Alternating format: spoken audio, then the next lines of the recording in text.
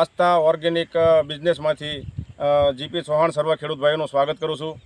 આપણે એક એવા નવા ફિલ્ડ છે કે જે રાજુલા તાલુકાનું ઉસૈયા ગામ છે અને એના જ આપણે પ્રગતિશીલ કે ખેડૂત છે કે જે આપણે કાલા સોનાનો એને 2 થી 3 વખત આપણા રાજુલાના જે સાહેબ છે એને કહેવાથી એમ કરેલો છે.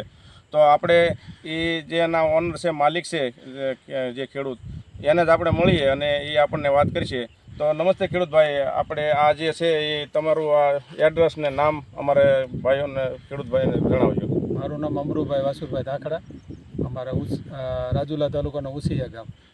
અમે આ કાલા સોના આની અંદર કપાસની અંદર 2 વાર વાપરેલું છે. એનું રિઝલ્ટ સારું છે. એમ આનેથી સાપવા અને ઓછા ખરે છે. આમાં તમે જોઈ શકો છો અત્યારે આ ઝીંડવાન બધું.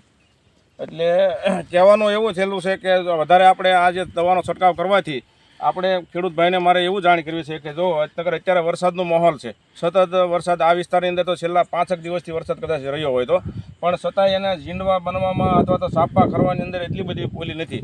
તો આપણે એવું છે કે તમે એક વખત ટ્રાય કરો, એવું માનો કે અડધા વિસ્તારમાં છંટકાવ કરો અને પછી તમે જુઓ કે નાના બરોબર છે અને રિઝલ્ટ હોય ને એ રીતે ઓલું કરાવો અને એની બધી તમે એની શેડ જોરાવો, સાપા જોરાવો, એનું ઓલું કરાવરાવો એ રીતે કે ભાઈ જો આને ઠેઠ સુધી જુઓ તમે એની ઘડ, પછી એની અંદર કઈ રીતની એને સિમ્પોડિયા મોનોપોડિયાની અંદર એ રીતના વ્યવસ્થિત ઓલા બેઠેલા છે.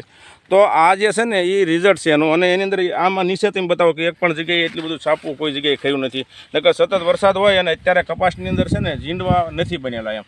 તો મારું એવું ભલામણ છે કે આ લોકોને આને વાપરવાનું તમારું શું કે ખેડૂતોને તમે કહેવા તો ઓર્ગોનિક છે, આમાં વાપરવામાં કાંઈ વાંધો નહીં, દવા સારી છે. અમે તો એક પંપની અંદર 50 ml નાખી એની અંદર એક શેમ્પૂનું પડી નાખી, અમને રિઝલ્ટ સારું મળ્યું છે. એટલે ખેડૂત ભાઈઓને ખાસ આગ્રહ છે કે ભાઈ આ દવાનો તમે છંટકાવ કરો, તમે થોડામાં છાંટો, એનો પહેલાં અનુભવ લો પછી આગળ વધો. બરાબર?